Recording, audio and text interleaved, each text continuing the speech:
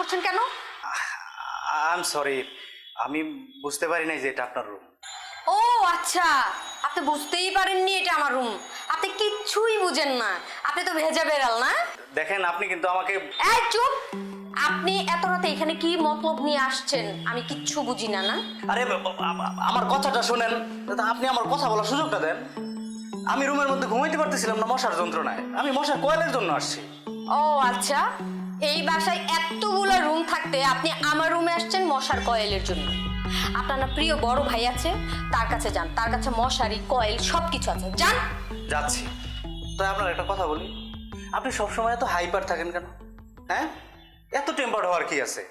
আজব। আর শোনেন, আপনি আমার নিয়ে যা ভাবতেছেন আমি কিন্তু তা না, আপনি টোটালি ভুল বুঝতেছেন। এই চুপ! একটা কথা বলবেন না। আপনি যেই উদ্দেশ্য নিয়ে এই বাড়িতে আসছেন না, সেটা জীবনও সফল হবে। আপনি বোল্ড আউট।